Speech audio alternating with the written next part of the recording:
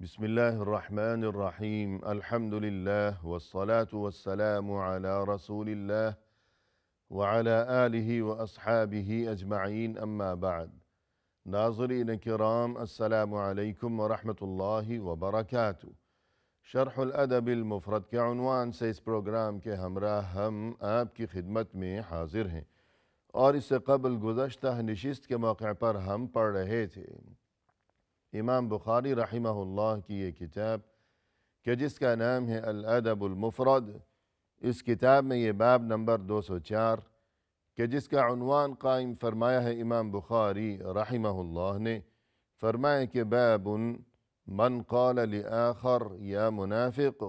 فی تأویل تأولہ، یعنی اگر کسی نے کسی کو یوں کہا کہ ارے منافق، جبکہ وہ شخص کہ جسے منافق کہہ کر پکارا گیا ہے اس نے بظاہر اگرچہ کوئی ایسا کام کیا ہے کہ جس کی وجہ سے دیکھنے والوں کو یوں محسوس ہونے لگے کہ یہ منافق ہو گیا ہے، لیکن در حقیقت معاملہ کچھ اور ہو، وہ اپنے اس کام کی کچھ اور تأویل پیش کر رہا ہو، تو اب کیا کیا جانا چاہیے؟ اس سلسلے میں یہاں طویل حدیث ہے کہ جس کا نمبر ہے اس کتاب الادب المفرد میں 438، اور اس سے قبل ہم اس حدیث کا بیشتر حصہ پڑھ چکے ہیں، اور گفتگو یہ چل رہی تھی کہ حاطب ابن ابی بلتعہ رضی اللہ عنہ، جو کہ رسول اللہ صلی اللہ علیہ وسلم کے صحابی تھے، انہوں نے مدینہ سے خفیہ طور پر ایک خط تحریر کیا مشرکین مکہ کے نام، اور وہ خط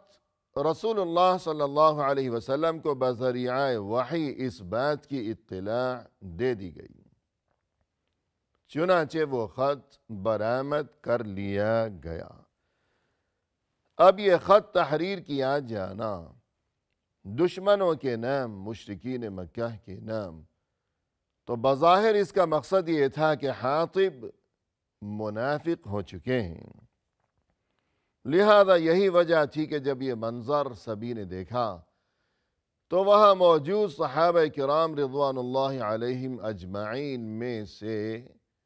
عمر بن الخطاب رضی اللہ عنہ نے یوں کہا کہ اس شخص نے بڑی خیانت کی ہے اللہ کے ساتھ بھی، اور یہ کہ اللہ کے رسول کے ساتھ بھی اور تمام مؤمنین کے ساتھ بھی اس نے بڑی خیانت کا ارتکاب کیا ہے، لہذا اے اللہ کے رسول آپ مجھے اجازت دیجئے کہ میں اس کی گردن اڑا دوں۔ لیکن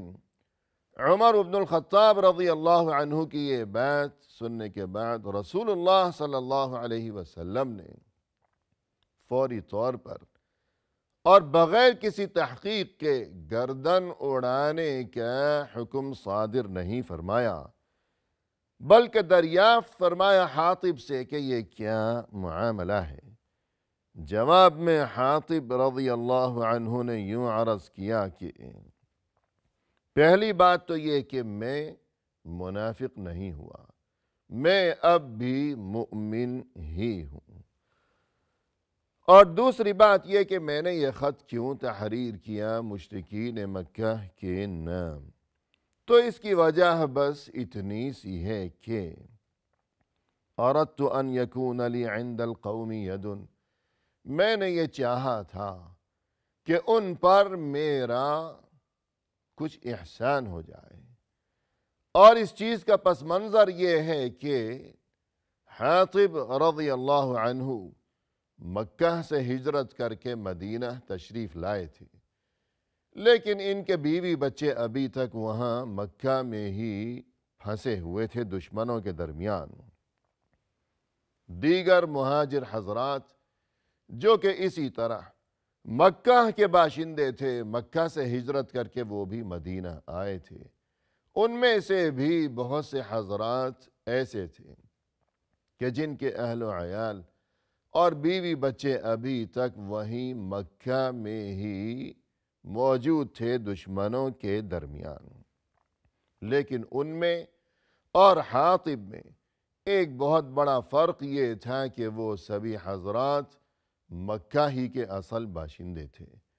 اور مشرکین مکہ کے ساتھ ان کی رشتہ داریاں تھیں، لہذا اس معاملے میں وہ کافی حد تک مطمئن تھے اور بے فکر تھے کہ ہمارے بیوی بچوں کو وہاں کوئی نقصان نہیں پہنچائے گا، بلکہ ہمارے رشتہ دار ان کی حفاظت کریں گے اگرچہ وہ مشرک ہی ہیں۔ لیکن حاطب کا معاملہ مختلف تھا کہ اگرچہ یہ بھی مکہ میں ہی مقیم تھے، لیکن اصل میں ان کا تعلق مکہ سے نہیں تھا بلکہ ملک یمن سے تھا، کہ ان کا خاندان ملک یمن سے منتقل ہوا تھا مکہ کی جانب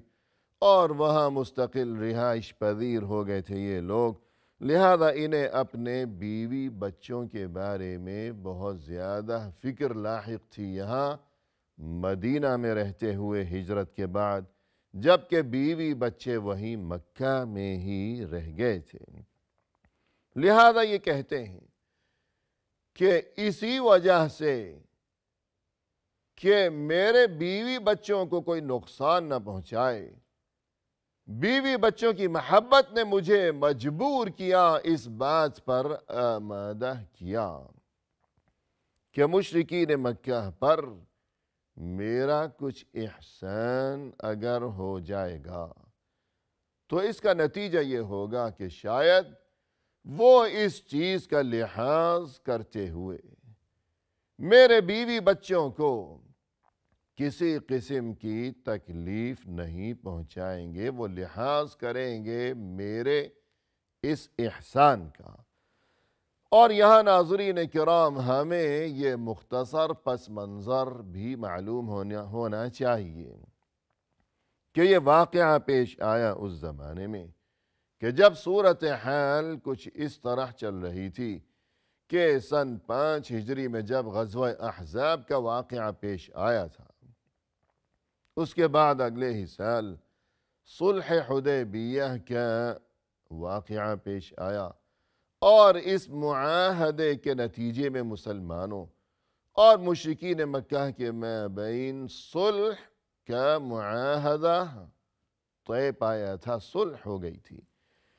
لیکن کچھ عرصہ گزرنے کے بعد مشرکین مکہ نے اس معاہدہ صلح کو توڑ ڈالا تھا، صلح ختم ہو گئی اور دوبارہ اب وہی دشمنیوں کے سلسلے لوٹ آئے۔ ان حالات میں ظاہر ہے کہ اب رسول اللہ صلی اللہ علیہ وسلم نے تیاریوں کے سلسلے شروع کیے کہ صلح تو انہوں نے ختم کر دی، اب کسی بھی وقت وہ حملہ آور ہو سکتے ہیں اور یہ کہ نہ جانے کب اچانک کیا معاملہ پیش آ جائے، لہذا رسول اللہ صلی اللہ علیہ وسلم نے اور مسلمانوں نے مشرکین مکہ سے حفاظت کی خاطر یہاں مدینہ میں تیاریوں کا سلسلہ شروع کر دیا کہ اب تیار رہنا چاہیے کہ صلح کا زمانہ اب ختم ہو چکا۔ اور انہی دنوں رسول اللہ صلی اللہ علیہ وسلم کی یہ مکمل کوشش تھی کہ ہم جو کچھ بھی تیاری کر رہے ہیں یہ خبر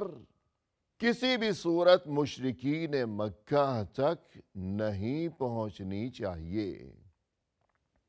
کہ ہماری کیا تیاریاں ہیں اور یہ کہ ہماری کیا صورتحال ہے، ہماری طاقت کتنی ہے،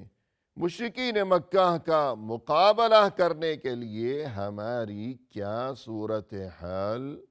چل رہی ہے۔ یہ خبر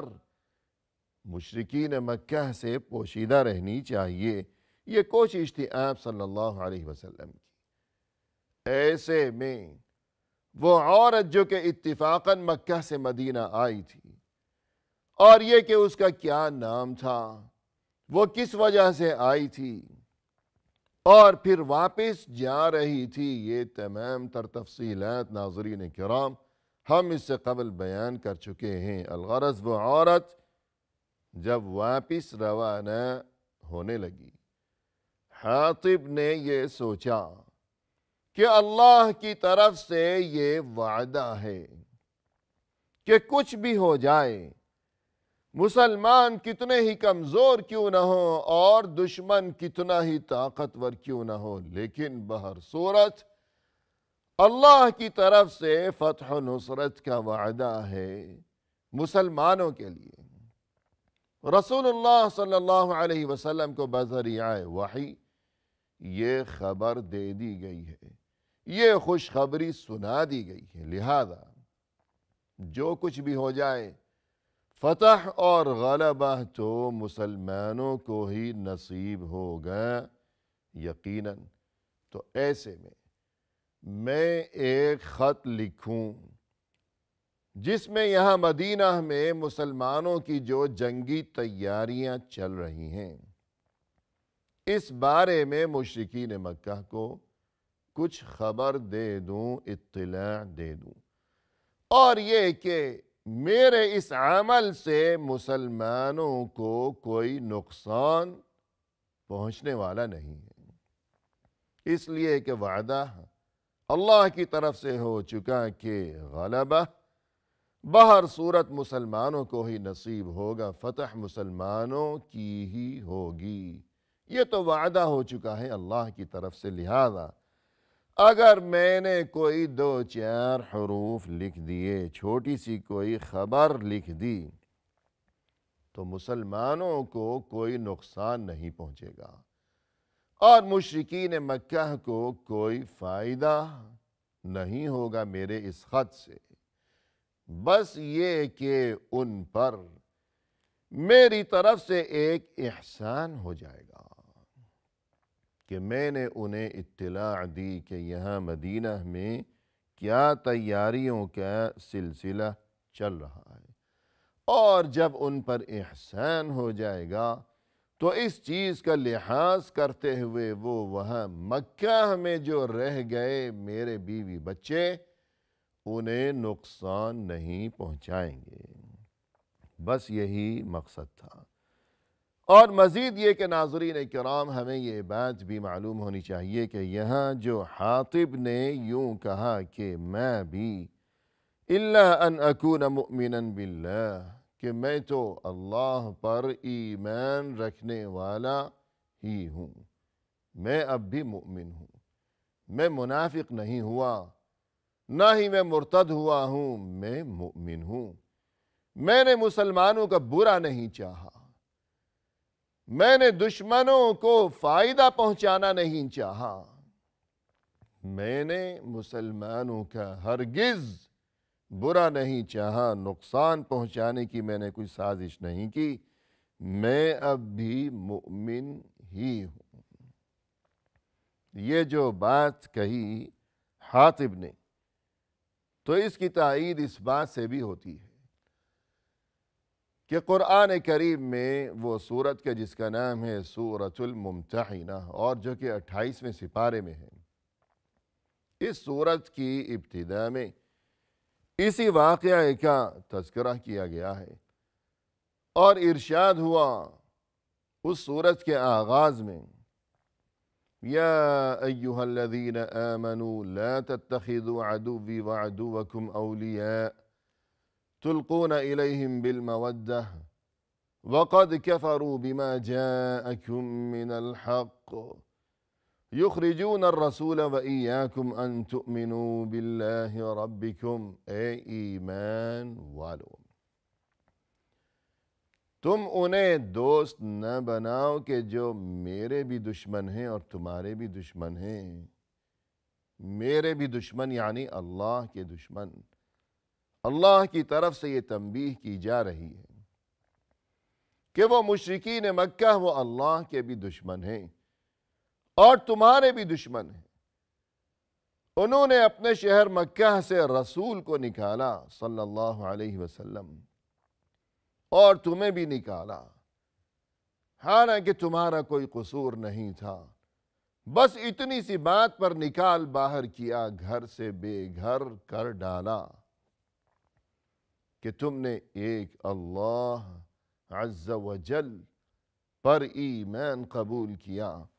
تو تمہارا یہ قصور تھا گویا،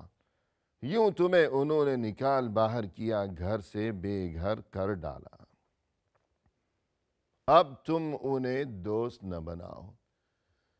اور ان کے لیے ہمدردی کا اظہار نہ کرو۔ قرآن کریم کی ان آیات میں یہ تنبیہ کی گئی اللہ عز و جل کی جانب سے، یعنی یہ جو خط تحریر کیا حاطب نے، ایسا نہیں ہونا چاہیے تھا، لیکن جو بات یہاں ہمیں سمجھنی چاہیے وہ یہ کہ اس آیت کی ابتدا یوں کی گئی اللہ عز و جل کی جانب سے کہ یا ایہا الذین آمنوا، اے ایمان والو، اور ظاہر ہے کہ یہ خط سبھی نے تو نہیں لکھا تھا بلکہ حاطب نے لکھا تھا، لہذا اگرچہ سبھی کو تنبیہ کی گئی لیکن بطور خاص حاطب کو تنبیہ مقصود تھی۔ حاطب نے یہ خط لکھا، لیکن اس کے باوجود اللہ عز و جل کی طرف سے انہیں یوں خطاب کیا گیا کہ اے ایمان والو۔ اس سے یہ بات واضح ہو گئی کہ حاطب رضی اللہ عنہ ایمان والے ہی تھے، مؤمن ہی تھے، یہ خط لکھنے کے باوجود وہ مؤمن ہی تھے،